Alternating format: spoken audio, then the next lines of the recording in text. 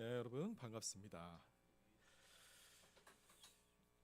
여러분 세로토닌이라는 호르몬을 아십니까? 예, 이 호르몬이 우리에게 기분의 안정감과 포만감을 주는 그런 신경 전달 물질이라고 합니다. 그래서 일명 행복 호르몬이라고 한다고 하지요. 그런데 이 세로토닌의 수치가 낮아지면 불안감과 우울감을 느끼고 충동 조절이 약해진다고 합니다. 이때 뇌가 음식으로 보상을 요구하게 된대요.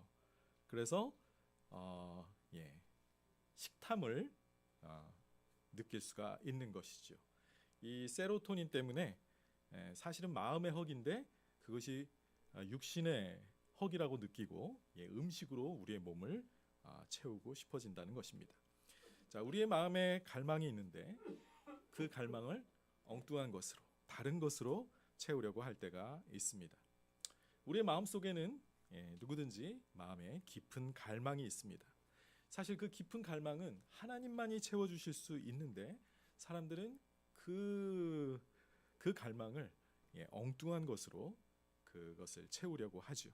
그러다 보니 몸과 마음을 망치기가 쉽습니다. 오늘 살펴볼 여인도 바로 그런 경우에 해당합니다. 그녀는 누구보다 사랑과 구원을 갈망했지만 잘못된 곳에서 그것을 찾고 있었고 그 결과 그녀의 삶이 망가져 버렸습니다. 그렇지만 예수님께서 그녀를 만나 주셨고 비로소 그녀는 마음의 깊은 갈망이 채워지는 경험을 하게 됩니다. 예수님은 어떻게 그녀의 이런 왜곡된 갈망을 바로 잡으시고 구원에 이르게 하셨을까요? 저는 오늘 내 마음의 갈망이라는 제목으로 하나님의 말씀을 나누겠습니다. 요한복음 4장 1절에서 26절까지 좀 긴 본문이지만 우리가 하나님의 말씀에 자꾸 친숙해져야 되기 때문에 먼저 읽고 또 말씀 보도록 하겠습니다. 제가 먼저 읽을게요. 예수께서 제자를 삼고 침례를 베푸시는 것이 요한보다 많다 하는 말을 바리새인들이 들은 줄을 주께서 아신지라.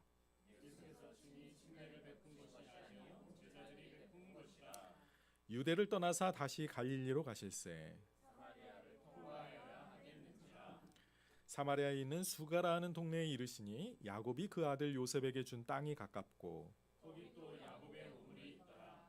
예수께서 길을 가시다가 피곤하여 우물 옆에 그대로 앉으시니 때가 6시쯤 되었더라. 사마리아 여자 한 사람이 물을 기르러 왔음에 예수께서 물을 좀 달라 하시니 이는 제자들이 먹을 것을 사러 그 동네에 들어갔습니다. 사마리아 여자가 이르되 당신은 유대인으로서 어찌하여 사마리아 여자인 나에게 물을 달라 하나이까 하니 이는 유대인이 사마리아인과 상종하지 아니함이니라. 제가 건너뛰었나요? 예. 10절. 예수께서 대답하여 이르시되 내가 만일 하나님의 선물과 또 내게 물 좀 달라 하는 이가 누구인 줄 알았더라면 내가 그에게 구하였을 것이요 그가 생수를 내게 주었으리라. 여자가 이르되 주여 물기를 그릇도 없고 이 우물은 깊은데 어디서 당신이 그 생수를 얻겠사옵나이까? 우리 조상 야곱이 이 우물을 우리에게 주셨고 또 여기서 자기와 자기 아이들과 짐승이 다 마셨는데 당신이 야곱보다 더 크니이까. 예수께서 대답하여 이르시되 이 물을 마시는 자마다 다시 목마르려니와 내가 주는 물을 마시는 자는 영원히 목마르지 아니하리니 내가 주는 물은 그 속에서 영생하도록 솟아나는 샘물이 되리라.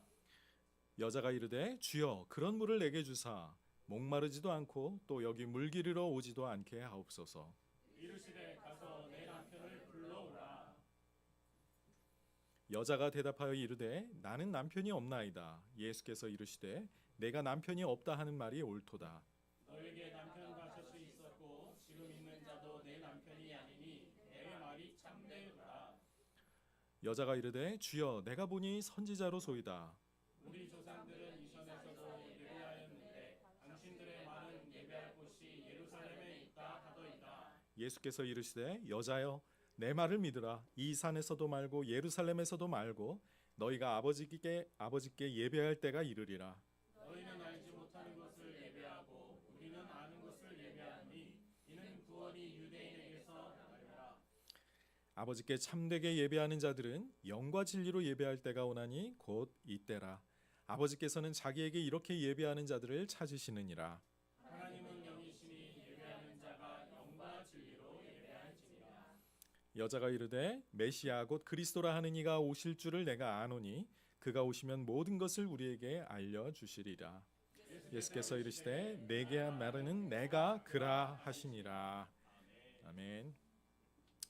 자, 오늘 본문의 1절부터 3절은 예수님이 사마리아로 가시게 된 배경을 말해주고 있습니다. 지금까지 예수님은 유대 지역에서 사역하고 계셨어요. 지난 시간에 보았던 3장에서는 바리새인 니고데모에게 거듭남에 관한 아주 중요한 말씀을 가르쳐 주셨었죠. 자, 이어지는 오늘 본문에서 예수님은 제자들을 가르치시며 침례를 주고 계셨다고 합니다. 1절부터 3절 제가 읽겠습니다. 예수께서 제자를 삼고 침례를 베푸시는 것이 요한보다 많다 하는 줄을 말을 바리새인들이 들은 줄을 주께서 아신지라.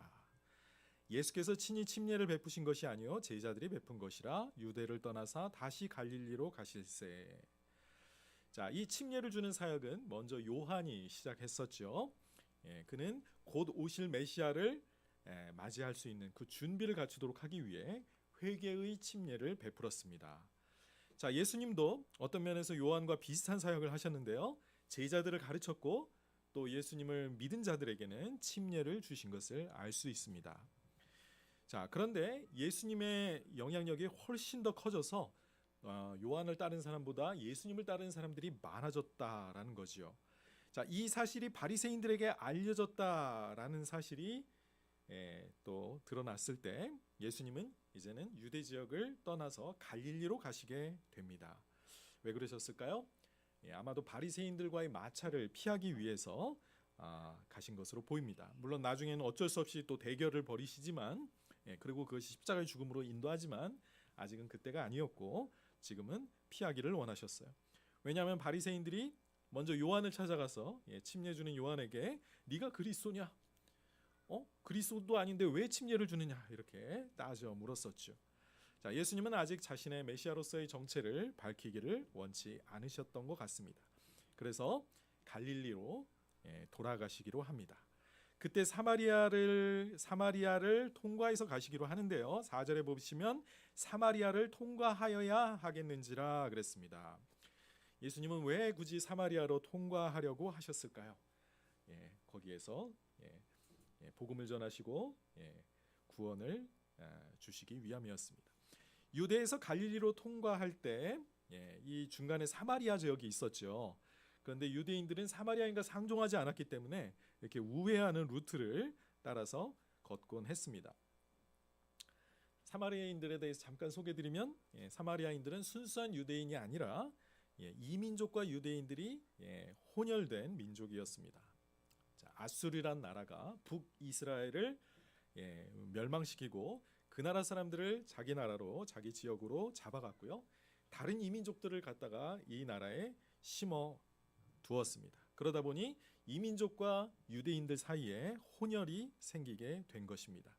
자, 그들은 여호와를 섬겼지만 또 유대인들과는 다르게 모세 오경만을 믿었어요. 그리고 오늘 본문에 나온 대로 예루살렘 성전이 아니라 그리심산이라는 곳에서 자기들만의 예배를 드렸습니다. 당연히 유대인들은 그들의 신앙을 인정하지 않았고요. 다른 민족을 아주 멸시하듯이 사마리아인들도 부정한 사람들로 여겼습니다. 자, 그런데 예수님과 제자들은 돌아가는 길이 아니라 사마리아를 관통해서 가는 길로 가기로 했습니다. 자, 5절과 6절 보시겠습니다. 사마리아의 수가라 하는 동네에 이르시니 야곱이 그 아들 요셉에게 준 땅이 가깝고 또 거기 야곱의 우물이 있더라. 예수께서 길 가시다가 피곤하여 우물 곁에 그대로 앉으시니 때가 6시쯤 되었더라. 그랬습니다. 자, 예수님과 제자들이 수가라는 마을에 들어갔습니다. 거기에 야곱의 우물이 있었는데요. 자, 그때가 6시쯤 되었다고 합니다. 자, 6시라는 시간은 해 뜰 때부터의 6시이기 때문에 12시 정오를 의미합니다. 그래서 한낮에 뜨거운 태양이 내리쬐고 있는 그 시간에 예수님께서 가시다가 피곤해서 그대로 앉으셨다고 합니다. 예수님은 하나님이셨지만 또 온전한 한 사람의 인간이었기 때문에 지치신 거죠. 그래서 예수님의 그 인간으로서의 연약함이 이렇게 살짝 엿보이는 그런 구절입니다. 자, 이때 한 사마리아 여인이 등장합니다. 7절과 8절입니다. 사마리아 여자 한 사람이 물을 기르러 왔음에 예수께서 물을 좀 달라 하시니 이는 제자들이 먹을 것을 사러 그 동네에 들어갔음이로라 그랬어요. 자, 수가성의 어떤 한 여자가 우물물을 기르러 왔습니다. 12시 대낮에 기르러 온 거 잘 아시죠? 사람들의 시선을 피하기 위해서, 사람들을 마주치지 않기 위해서 이 뜨거운 시간에 물을 길러 온 것이죠. 자, 그런데 예수님께서 그 여인에게 말을 건넵니다. 물을 좀 다오라고 부탁을 하시죠. 자, 누군가에게 도움을 요청하는 것은 이렇게 말문을 트는 한 가지 방법이죠. 그런데 이것은 다소 이례적인 일이었습니다. 자, 앞에서 언급한 대로 유대인은 사마리아인과 상종하지 않았기 때문이에요. 그래서 여자가 깜짝 놀라서 이렇게 반문하죠.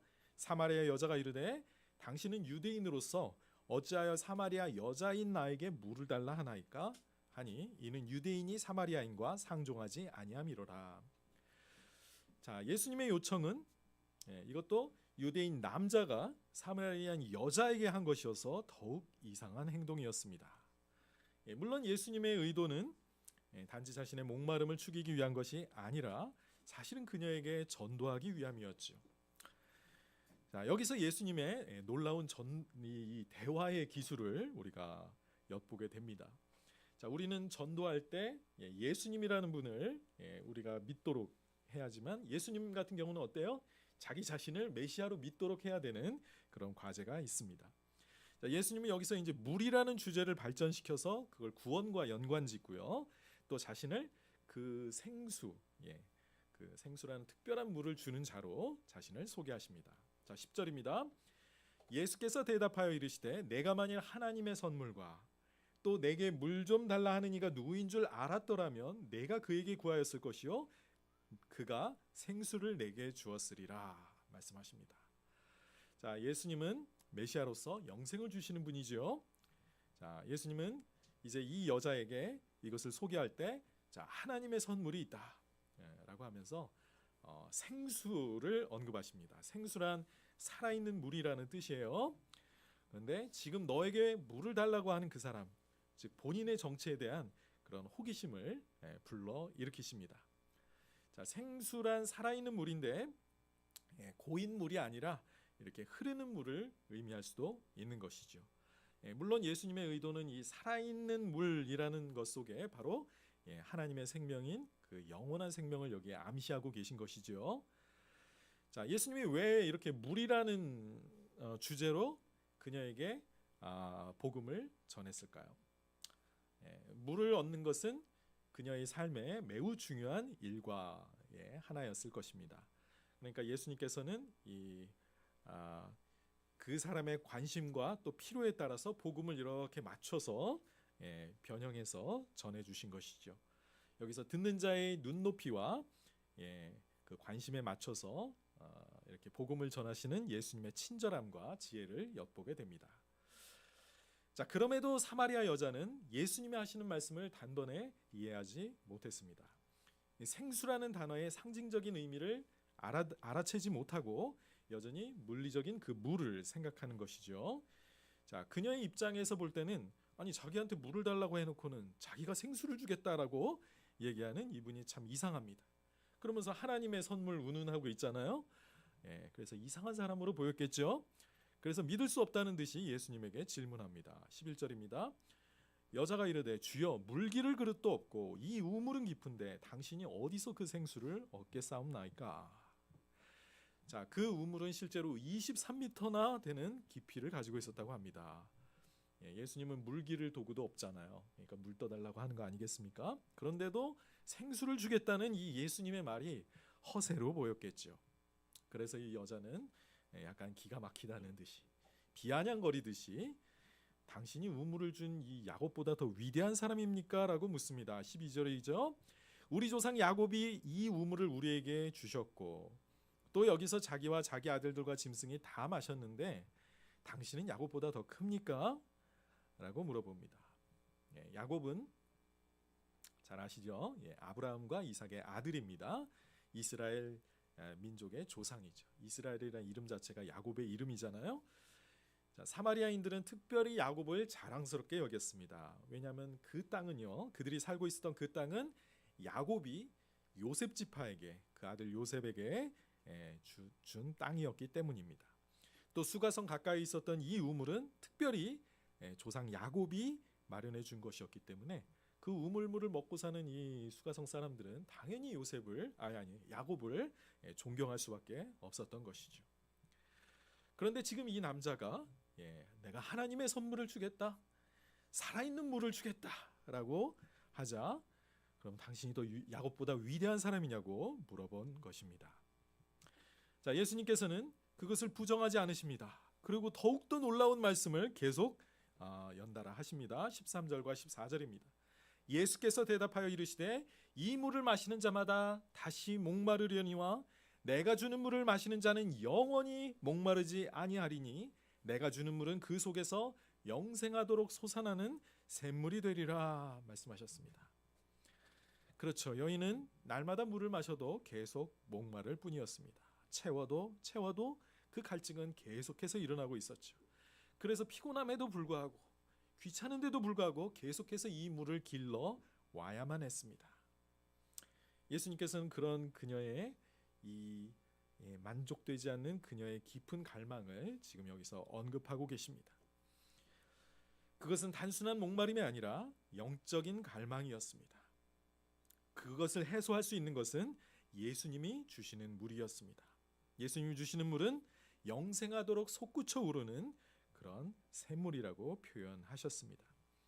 자, 이 물은 지난 시간에 요한복음 3장에서 지난 장에서 배웠던 성령을 의미한다고 볼 수 있겠습니다. 우리를 거듭나게 하시고 또 주님과 연합하게 하시는 그 생명의 영을 예수님이 말씀하고 계신 것이죠. 나중에 또 7장에 가면 예수님께서 다시 한번 성령을 생수에 비유하시는데요. 먼저 한번 잠깐 보겠습니다. 같이 한번 읽어볼까요? 시작. 나를 믿는 자는 성경에 이른 게 같이 그 배에서 생수의 강이 흘러나오리라 하시니 이는 그를 믿는 자들이 받을 성령을 가리켜 말씀하신 것이라 했습니다. 자, 성령은 우리를 거듭나게 하지요. 그리고 부활과 영생에 참여하게 합니다. 오래전 선지자들은 새 언약을 약속하면서 하나님이 성령을 보내주셔서 하나님의 율법을 자원해서 지키는 백성을 창조하실 것이다 라고 약속하셨어요. 자, 메시아는 누구시냐? 바로 이 성령을 우리에게 보내주실 분이었던 것입니다. 여자는 과연 예수님의 말을 알아들었을까요? 안타깝게도 아직까지 알아듣지 못합니다. 단지 다시는 목마르지 않을 물을 준다고 하니까 약간 호기심이 생겼는지 그것을 자기에게 달라고 요청하게 됩니다. 15절입니다.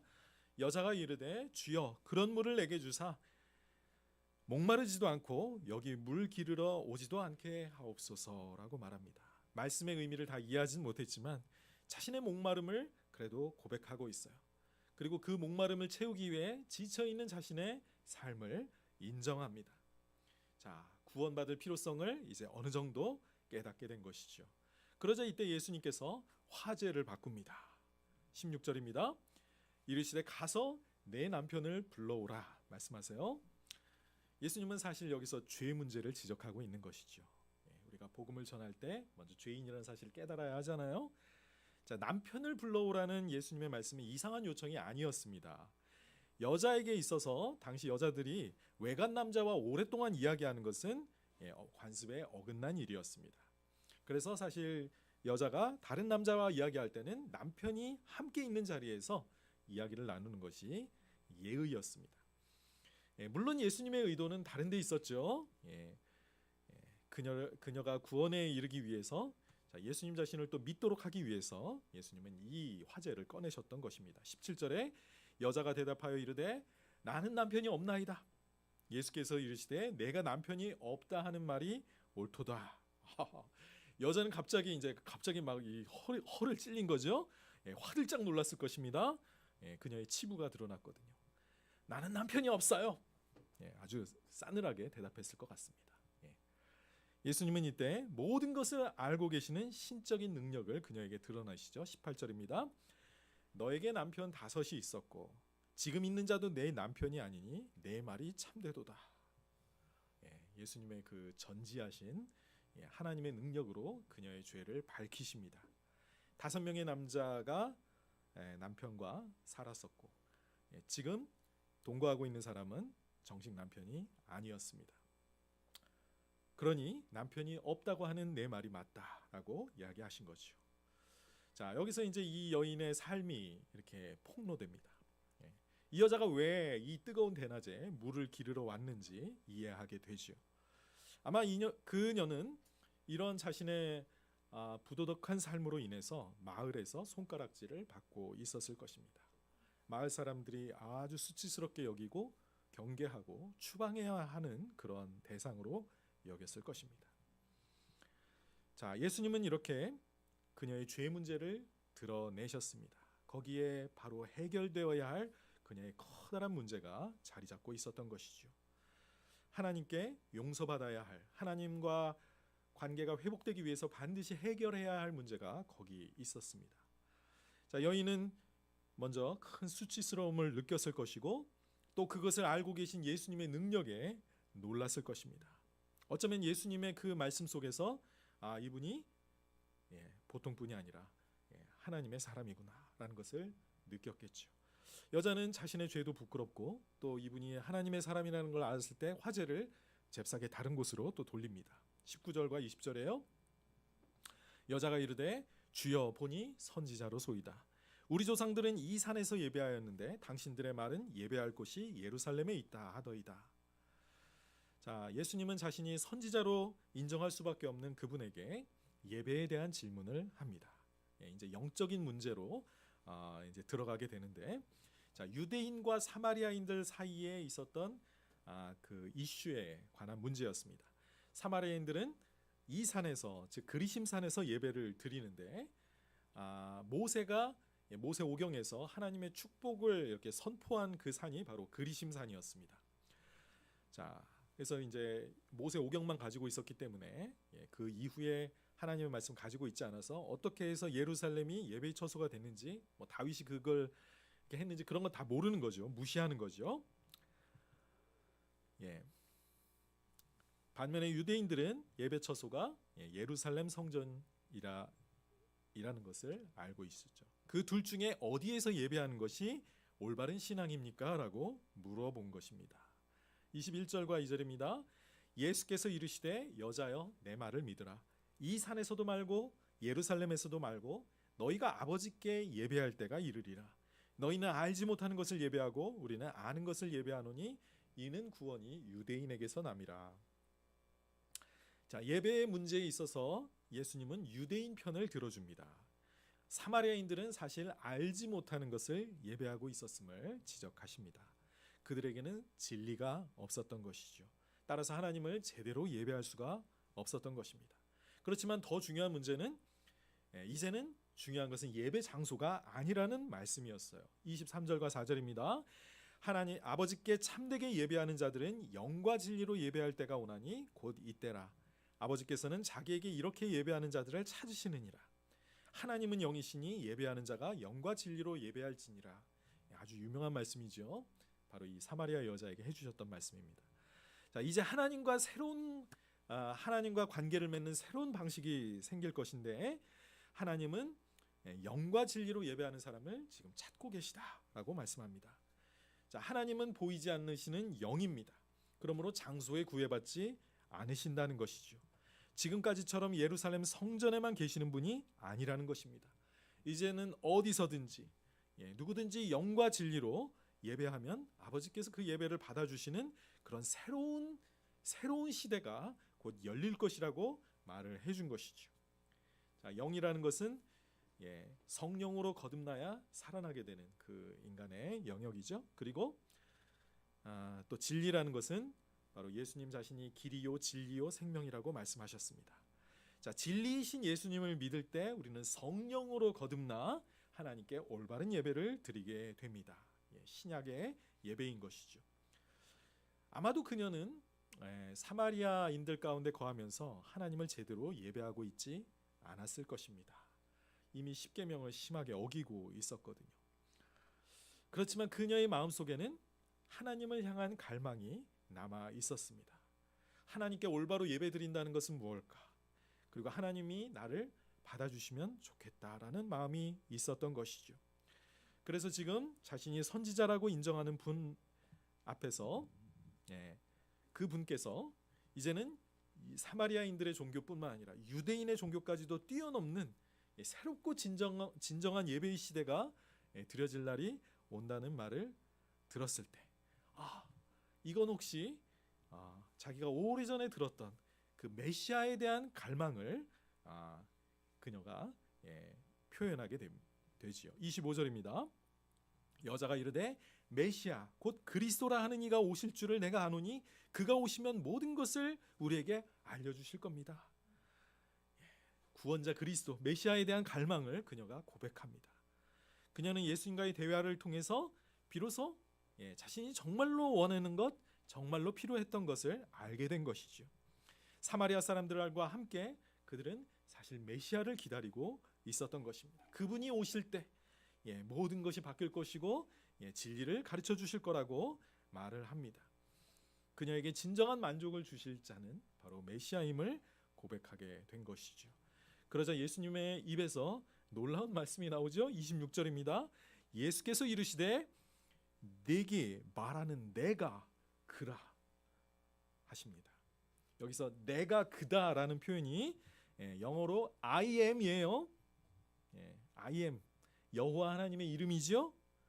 예수님은 좀처럼 유대인들에게는 밝히려고 하지 않았던 자신의 진정한 정체, 하나님의 아들 그리스도이심을 이 사마리아 지역에 있었던 이 여인에게 드러내놓고 인정하신 것입니다.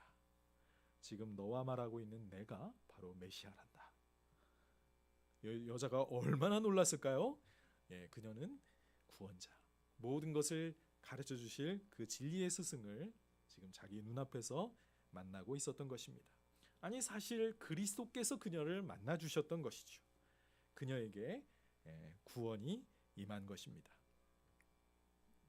오늘 이야기가 주는 교훈을 함께 생각해 봅시다. 자, 우선 예수님께서 이 여자를 만나 주신 것 자체가 참으로 놀랍습니다. 이 여인이 어떤 사람이었습니까? 우리가 살짝 그녀의 프로필만 봐도 이 여자는 도저히 구원받을 가능성이 없는 여자다라고 생각되지 않으십니까? 심각하게 하나님의 법을 어기고 있었습니다. 5 남자와 동거했다. 그때는 그 시절에 정말 대단한 이거는 엄청난 스캔들이죠. 6번째와 살고 있는 남자 역시 진짜 남편이 아니었습니다. 그녀의 죄가 너무도 심각해서 이거 도저히 구원받을 하나님의 백성으로 보이지 않지요. 그런데 예수님께서 그 여자를 만나 주셨고 또 구원하셨습니다. 그리고 심지어 그녀에게 바로 자신이 메시아라는 사실을 아마 요한복음에서 처음으로 이렇게 밝히신 것 같습니다.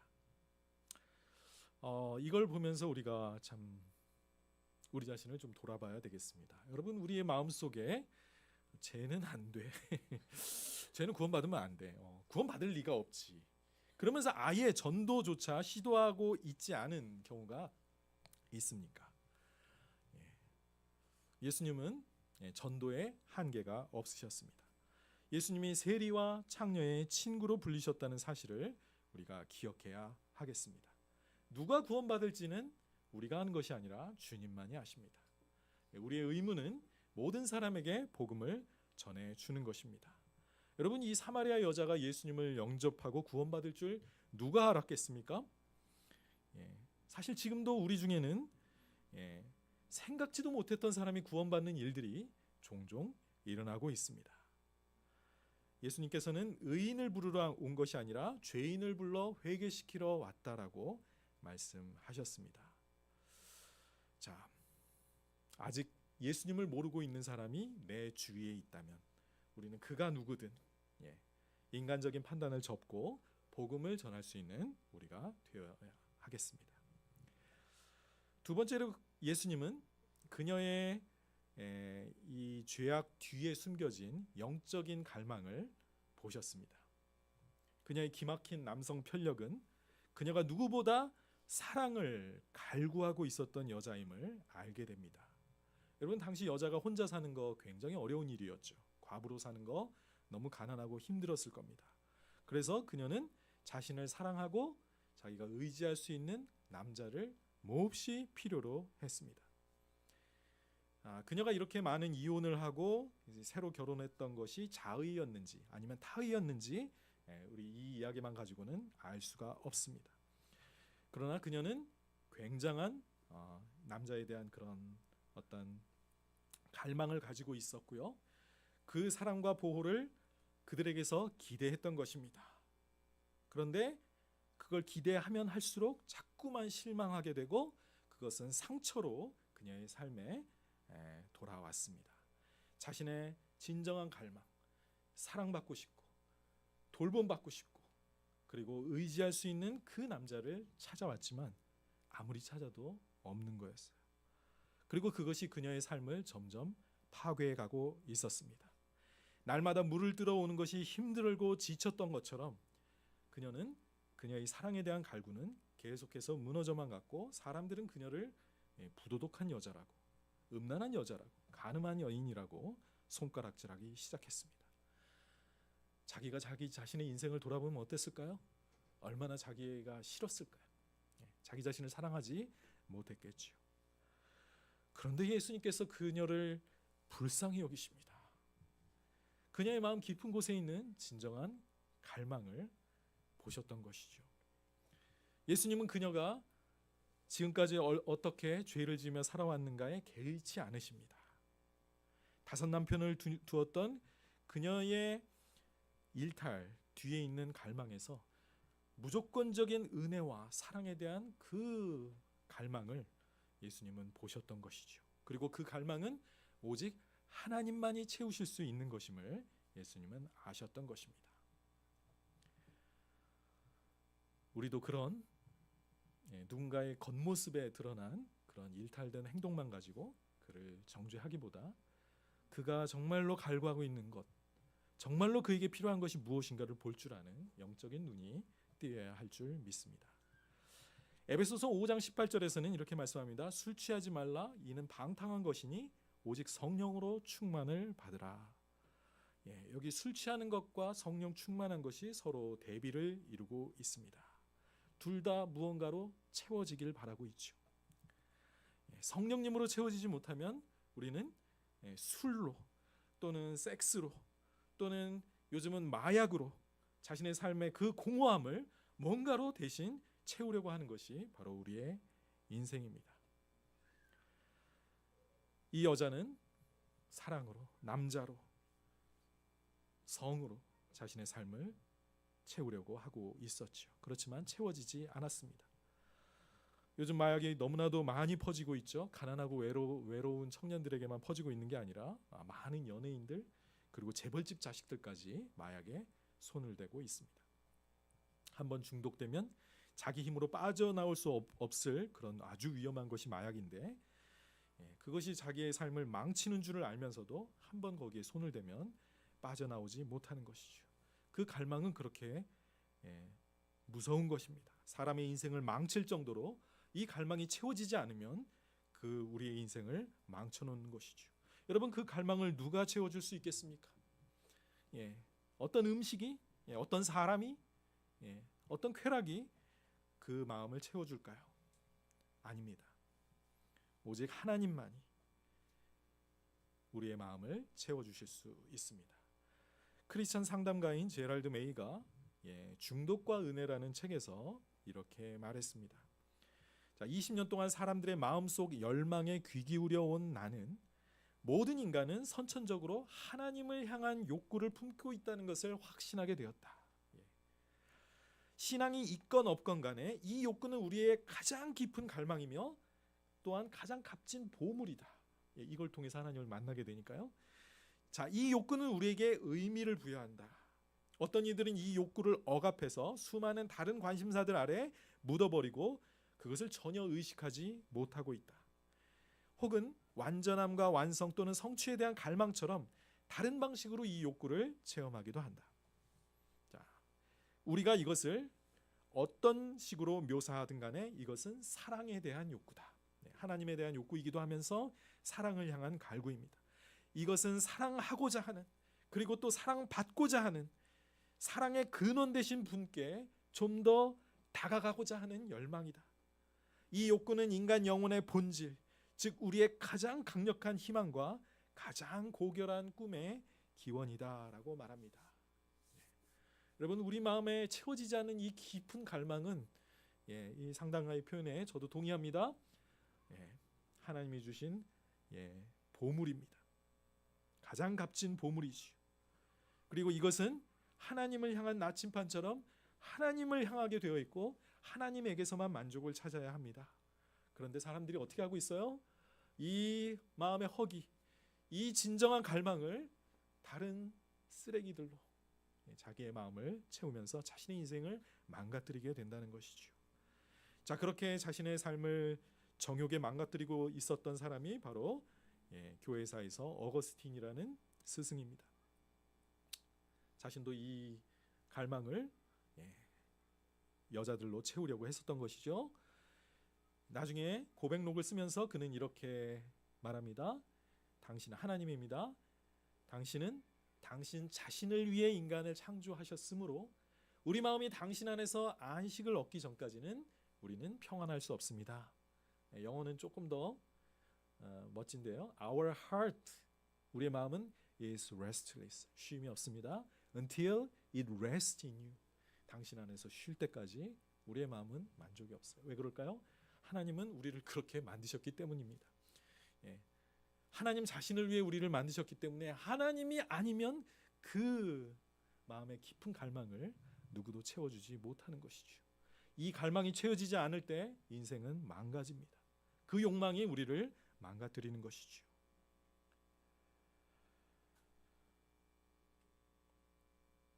우리가 그토록 목마르고 또 마음의 허기를 느끼는 이유입니까? 하나님만이 채워주실 수 있는 그 갈망을 하나님이 아닌 다른 것들에서 찾아 채우려고 했기 때문입니다. 이사야 선지자가 이렇게 말합니다. 오호라 너희 목마른 자들아 물로 나와라. 돈 없는 자여 자도 오라. 너희는 와서 사 먹되 돈 없이 값없이 와서 포도주와 젖을 사라. 너희가 어찌하여 양식 아닌 것을 위하여 은을 달아주며 배부르게 하지 못할 것을 위하여 수고하느냐? 내게 듣고 들을지어다. 그리하면 너희가 좋은 것을 먹을 것이며 너희 자신들이 기름진 것으로 즐거움을 얻으리라 말씀합니다.